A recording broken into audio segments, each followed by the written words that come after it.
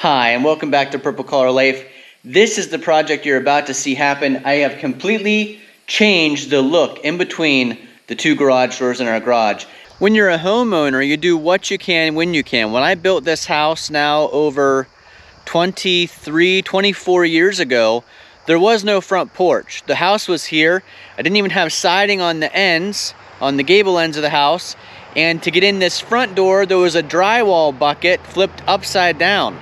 So for many years, there was no front porch. There was a way to get into the house from the side, a smaller porch. When I first built the garage, it was T111 siding and no garage doors. It took some time to save up the money to get the garage doors and then upgrade over time the siding to vinyl siding. This is a post-frame construction garage. I was fortunate to be able to build this garage with the help of friends and family doing the labor with me. So that was a huge help in just buying the materials and putting the garage up. But it's pretty common construction type here in Northwest Pennsylvania. You use treated posts, and then you run 2x4s as stringers, and then we ran T111 on the outside. Now the vinyl siding is outside that T111, but on the inside of the garage, it still looks like this. Posts, stringers with a bunch of nails sticking through, and the T111, and now nails through the T111 that are holding the vinyl siding. So over the last several years, I've been working on adding some more finished look to the inside of the garage. I ran nailers vertically up against the stringers and then attached those to the wall, and I've been adding OSB to this wall section, but there's still a lot of garage left to do. So this entire other side of the garage is still left to do some finished work on the inside, as well as these areas between the garage doors. And these kind of become a catch-all. This is one of the areas I do admit that I clutter up because it's a good place to stack stuff with handles, anything you're gonna need, just kind of keep it here by the door. But today we're improving that. So I've already started, and you'll see, I'll put some pictures in here. I just actually added the OSB in the last few weeks. So I ran 2x4s vertically along the stringers and then attached the OSB to it. But what we're doing now is a step even better than that. And you'll see at the end of the video why it was important or why I wanted to make this area look a little bit nicer. And it's actually the first time I've ever done this. So we'll be learning together. And the idea is, you can see I've got some tools out here. I got a couple of different projects going on. But the one we're working on right now, this is the area between two garage doors here in the garage.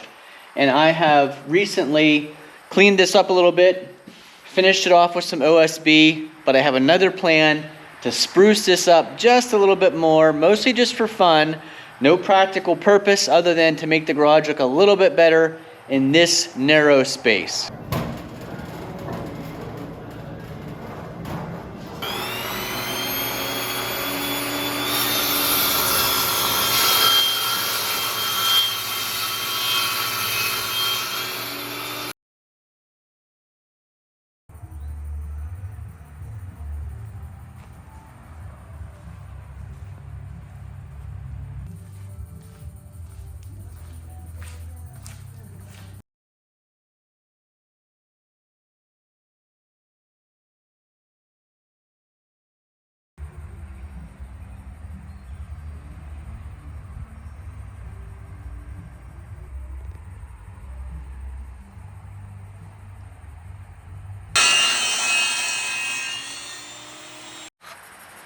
So I do have some leftover walnut from the wall in my office and some leftover oak from the new oak flooring in our living room. And I would like to use that wood to beautify these areas between the two garage doors. We're going to start with this one right here. I did put a 2x4 on the bottom because there are times that there could be water running along the bottom of the floor, and I didn't want to have the hardwood down there at the bottom. So I put a regular 2x4 down there that I'll attach to the wall, and then my hope is to mix the oak and the walnut as we carry on up this wall. In a previous video, I built this cart. I assembled this cart from my Ridgid miter saw, and I'll put a link to that video up above. And And I'll tell you, the issue I have with this sometimes is that it doesn't want to open up past where the little stoppers are on the ground. But if you give it a little head start like I just did there,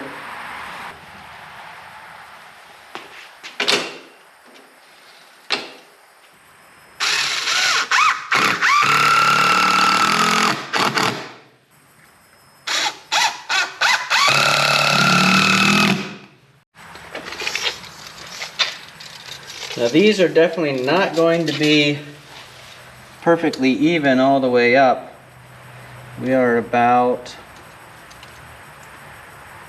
it says 23 5/8 on the outside, but on the inside we're barely 23 3/8. And that's what you learn with a pole building or a post frame building like our garage here. These posts will twist over time, and what happens is you have different distance here on the outside than you do on the inside. They also will bend and curve over time, so each one of these will be a different cut. It's not like we'll be able to say, okay, 24 inches every single time. You can see that the distance between the posts changes, even looking at the front of the post as we work our way down.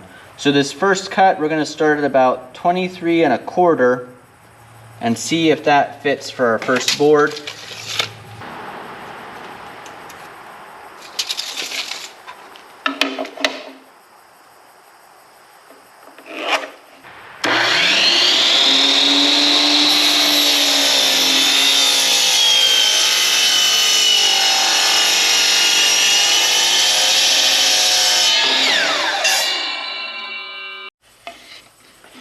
I call this board number 1 because I don't want to install it until I have several ready to put up, because I am going to use adhesive behind them, and I want to make sure just fits.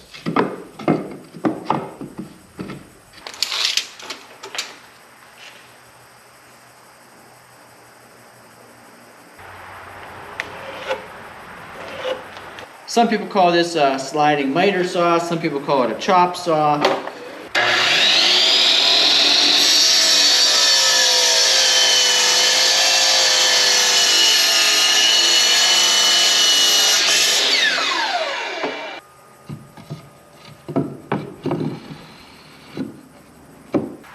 I'm going to use this Liquid Nails heavy duty, strong, permanent, will outlast project adhesive. For those of you that don't know, a lot of times in these caulking guns, you can actually use this to open the tip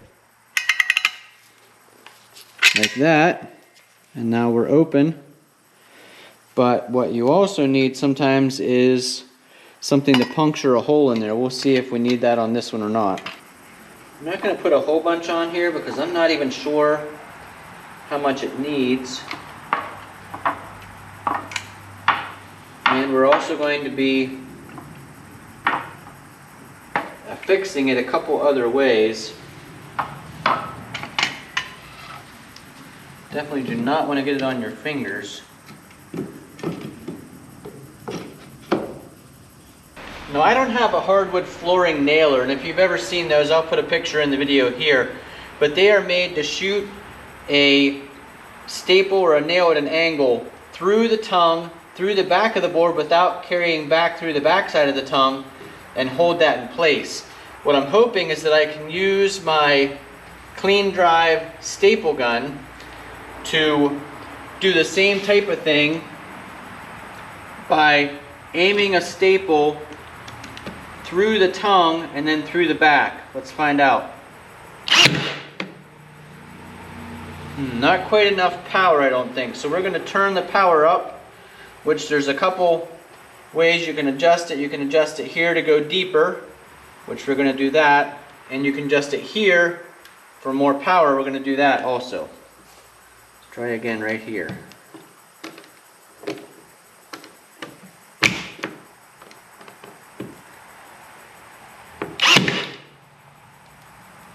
It's not bad.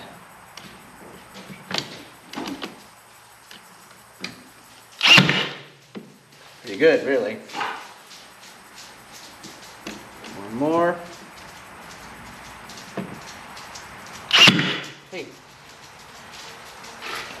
Okay, so we got that done. First one's on. I'm also going to add some brad nails in the side, but not just yet, because we still have the adhesive coming out of the gun here. Go ahead and put it on board number 2. There is a groove on the bottom that's going to fit right on top of that tongue if we've done this right. Let's hope.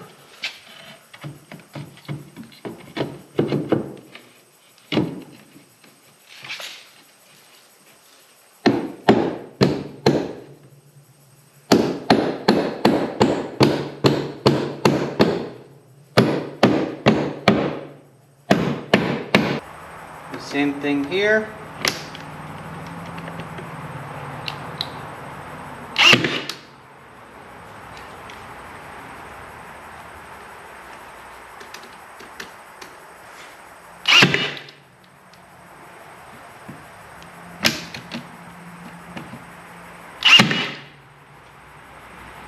It's pretty good. Now I think we're going to mix it up and use a piece of walnut right here at the bottom. I'm going to go with 23 1/4 on this one.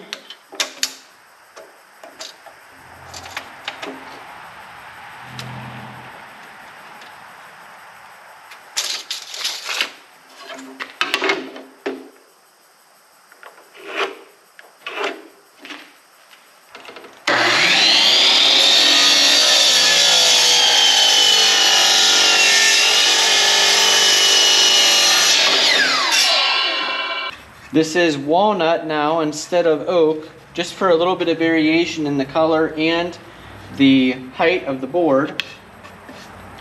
This does still have the same groove at the bottom that'll sit over top of this tongue.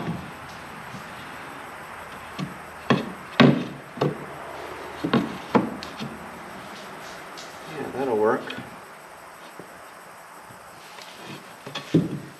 Leave a comment, let me know if I'm putting too much or too little adhesive on this. I'm going to do this side. I'll post the video before I do the other side.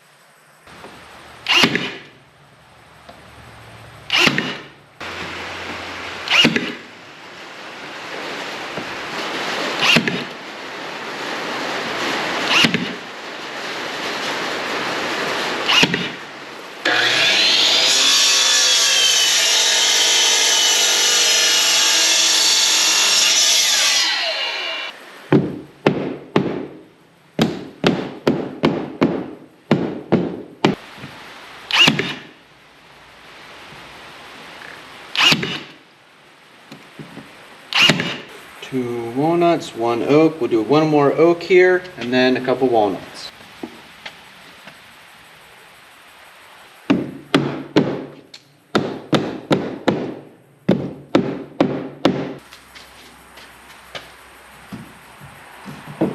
Making some good progress here.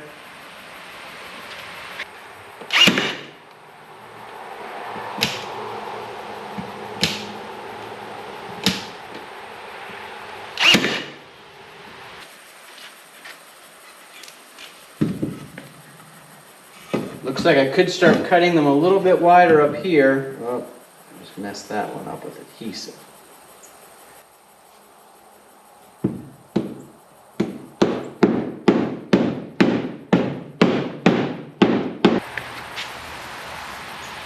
I have no idea if this stuff dries clear or not, but we're gonna find out because I just got it on that nice piece of walnut right at eye level.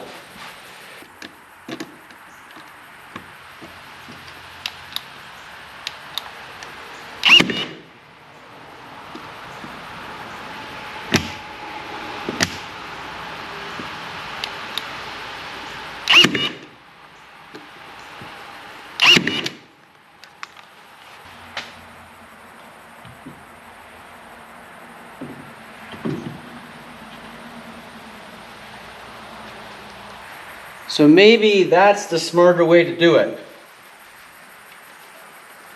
Put it on the wall rather than the board.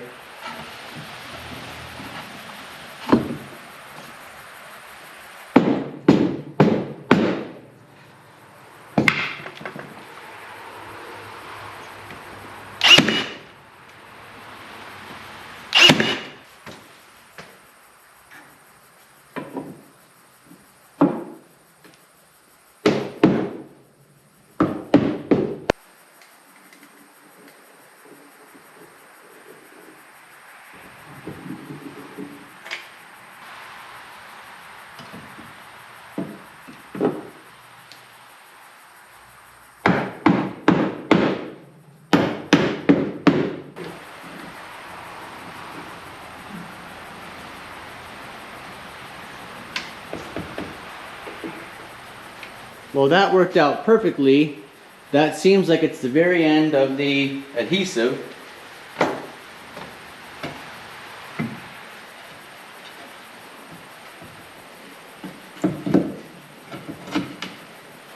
Well, I think that turned out really nice. It actually makes me want to do an entire wall with a pattern like this. The walnut dark color really brings out the accents, while the oak just has that nice solid oak feel to it.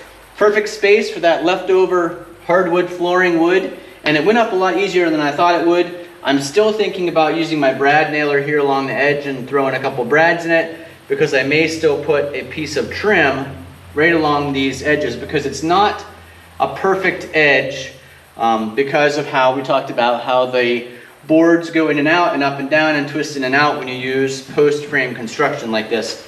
But I think that looks really sharp. I might even hit it with some like Rubio natural oils just to pull out the color within the wood. That's another thing I might do tonight real quick, but I think it looks fantastic.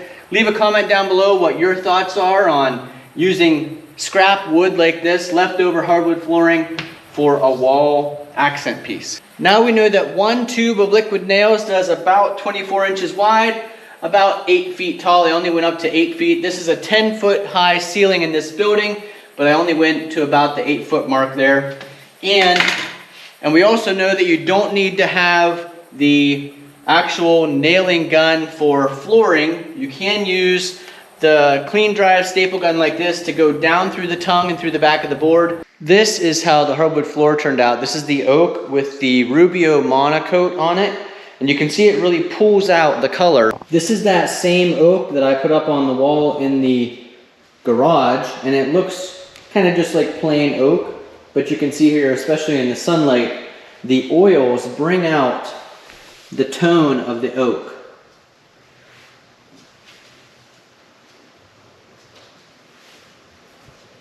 At a garage sale this summer, I almost sold this pneumatic brad nailer because I thought I'm switching to all 18-volt stuff, but Jennifer talked me into keeping it because I don't have another one in the 18-volt variety.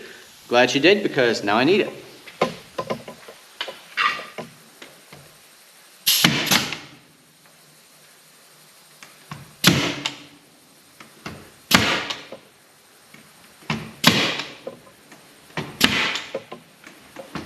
So I'm on a tight schedule here. I need to get the wood finished up tonight. And I wanted to use the Rubio Monocoat that is on our hardwood floors. It's supposed to be like the best of the best. But Home Depot doesn't carry that, and I needed it tonight. So Home Depot does carry this Howard Feed and Wax, and it says it's wood polish and conditioner. So I did a test run on the walnut. So here's the side I put the conditioner and finish on, and then the natural side, and on the oak. And I like how it looks on the walnut. The oak, a little bit too orange for me, but this is what we had, so this is what we're going to use. And I already put one coat on the wood. Let's take a look. So here we are with one coat already on the wood. You can see it really brought out the orange and the dark and the oak, and it really made the walnut pop. I like how walnut looks natural, but I also really like how it looks with the oil coat on it. This is the first coat. How I did it was I just squeezed some of this onto the cloth and then wiped it on the board. I can see a couple spots where I didn't get quite as much coverage. Now the instructions to this say to apply it, wait 20 minutes and then wipe off any excess. I'm not wiping off the excess. I need all the coverage I can get on there, and we have a short amount of time to get it. So it's been about 20 minutes, and a couple things I wanted to point out. I can see the adhesive that we kind of got in that small micro bevel in between the two pieces of walnut. The walnut was wall up in my office, so it is micro beveled top and bottom. The oak was hardwood flooring. Okay, you can see a little bit of a sheen here where I've already started the second coat on these boards. I started here and worked my way up. I want to show you about how much I apply onto the cloth, which is actually just an old t-shirt. I put a clump of that gel kind of like that, and then I start at the bottom of a board and work my way up. So I'm pushing that gel towards the top. I'm going to start down here at the bottom and show you what I mean. So right here, we're going to start on this board. And I just push that gel right up against the board, into the crevices, go clear over to the edge. Just keep wiping it in until you see the gel is kind of all gone. And then usually I can get the board above it also. Maybe even 2 boards above, depending on how saturated the cloth is. And on this second coat, it's harder to see. On the first coat, it's really easy to see your coverage. On the second coat, it's a little bit more difficult to see.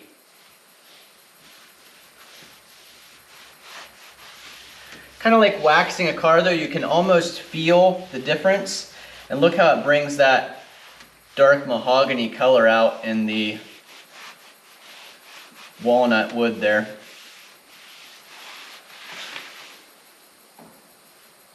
Still need to get the very bottom piece.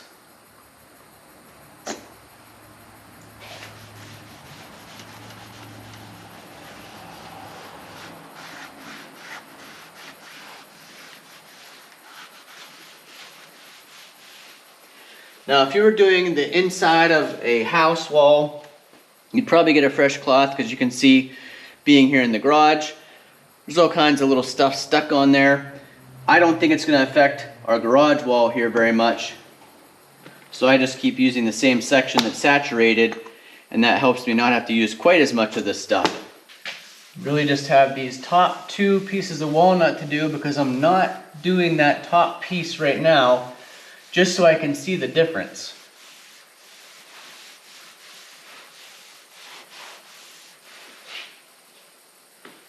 I think that looks amazing.